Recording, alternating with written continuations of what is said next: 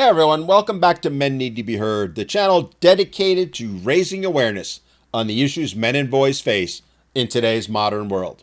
My name is Dan, and today I'm going to be diving into a topic that's been quietly brewing for years now, one that is no longer impossible to ignore. And that's the fact that men are walking away in droves from women. That's right, more and more men are stepping away from dating, relationships, marriage, and in fact, women in general. More and more are saying it's too risky, that there's no benefit, and that they're no longer willing to put up with the toxicity towards men that so many of today's women display. Which begs the question, why? Why is this happening, and what does it mean for society? Let's break it down.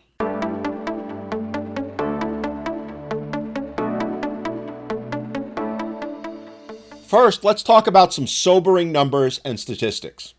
Marriage rates have been on a steady decline for decades now, and in the 2020s, we're seeing an acceleration of that trend. According to the U.S. Census Bureau, marriage rates hit a record low in 2020, and they've been dropping precipitously ever since. And 2025, my friends, isn't going to be any different. The Pew Research Center reports that nearly 60% of men under the age of 30 are single, and it's mostly because they're choosing to stay that way. And why are men stepping away? Well, one major reason is the growing realization that traditional relationships and marriage don't offer the same benefits to men that they once did. Many men, in fact, are wondering, are there any benefits at all? Recently, I asked a group of women to give me just one benefit to marriage for men. They hemmed and hawed for a while, but in the end, the best they could come up with was that there's a tax break for married couples, one that singles don't get. Let that sink in for a moment. Even women were saying that they don't see any real benefits for men when they honestly looked at it. Here was a group of 4 women who couldn't come up with any good reason for men to get married in 2025, other than you can save a few $100s on your tax bill each year. Of course, when I reminded them that for every dollar they saved on their taxes, you'd likely end up spending hundreds more going through a divorce, well, even they admitted that didn't seem like such a good reason anymore. So let's be honest, relationships and marriage have become a high-risk proposition for men. In fact, I'd argue at this point, a losing one.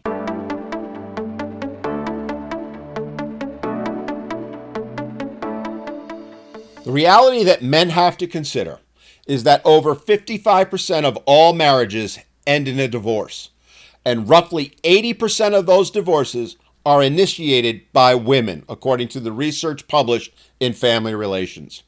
And the reasons women cited? Well, most often it's dissatisfaction, boredom, or the belief that they can do better. And for men, this means the risk of losing their home, financial stability, and even access to their children, one that is largely based on a woman's belief, her emotions and beliefs that have been drilled into her by the media, her family and friends, and indeed society as a whole, that her life should be perfect, that it's her husband's job to make her happy because she's incapable of doing so herself, apparently. Well, my friends, that's an impossible task, one no one can do. Yet for men, it leads to them losing everything when they can't meet that expectation. Which is why men, especially the younger ones, are increasingly analyzing the cost-benefit equation of relationships. And to put it bluntly, the math just ain't mathin'. And when you also factor in the emotional toll, the other financial risks, and the societal pressures to provide, it's no wonder more men are saying, thanks, but no thanks. They've seen how their fathers and grandfathers, their uncles and brothers, their friends and co-workers have gotten absolutely destroyed in divorces for decades now. And now they're saying, nope, not happening. No way am I taking the risk of having that happen to me. And what's women's general response to all of this? To men walking away? Good. We don't need no man. We're strong and independent. Well, is that in fact true? Let's talk about how men walking away impacts women negatively and society as well.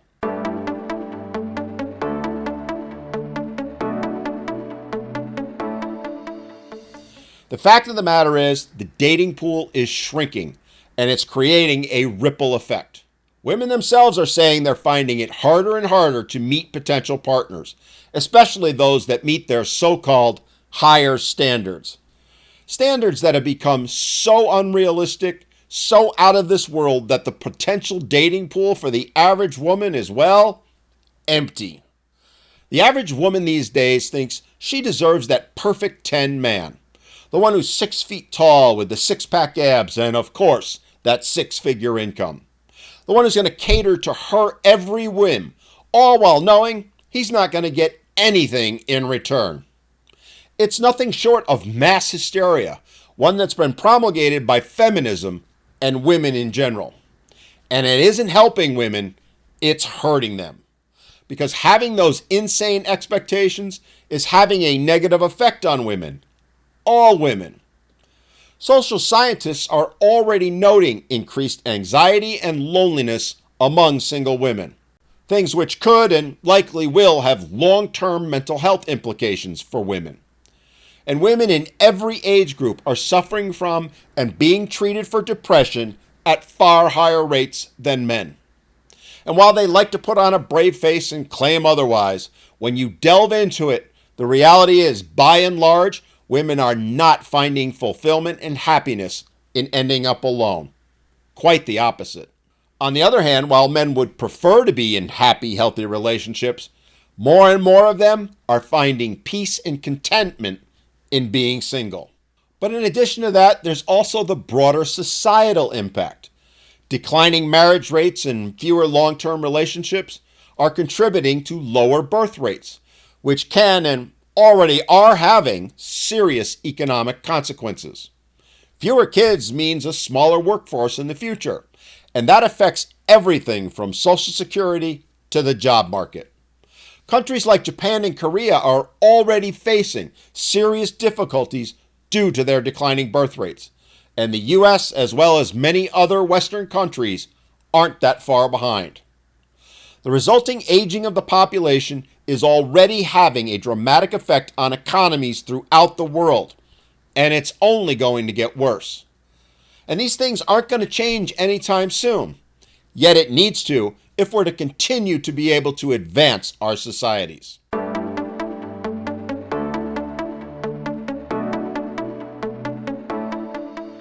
So what's the solution? How do we change it? What are the steps that we need to take to bring men back into the relationship fold? Well, for one, society has to start addressing the legitimate concerns that men have about relationships and in general. That includes things like reforming family court systems to make them fairer. We need to make marriage an actual commitment again, not just something to be casually tossed aside because one party is bored or doesn't want to put in any effort. We also need to encourage open communication about relationship expectations and fostering a culture where men feel valued and supported within them. We need to end the one-sidedness that relationships are now defined with. The whole happy wife, happy life paradigm needs to go.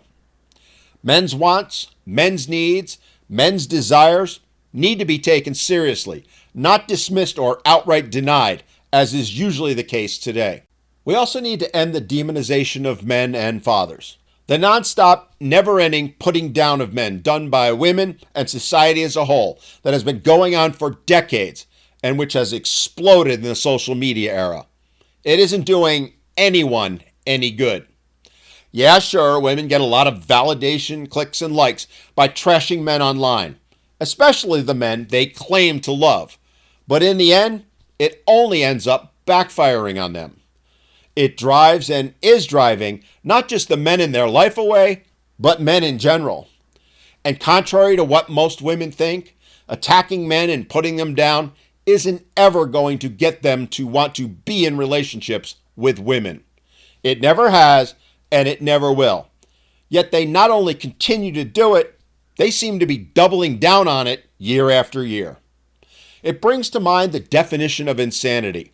And it's absolutely insane to think that the best way to get men to want to be in relationships with women is to demean them and put them down, to mock them and make fun of them. Yet, here we are.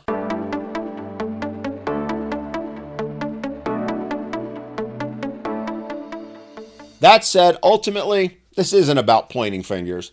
It's about understanding why these trends are happening and what we can do to create a more balanced and equitable society. One that values and appreciates men and all that they do, not demonizes them. Because if we don't, the divide between men and women is only going to grow wider. And that, my friends, is a lose-lose for everyone. So tell me, what do you think? Are men justified in continuing to step away in ever-increasing numbers, or is there more to the story? Do you think women will ever come to the realization that putting men down or destroying them in divorces isn't the best idea? Or do you think it's only going to continue to get worse? Let me know your thoughts in the comments below, and if you found this video insightful, please don't forget to like, share, and subscribe to the channel as we do more deep dives into today's most pressing issues that men and boys face. Thanks for watching, and I'll see you next time.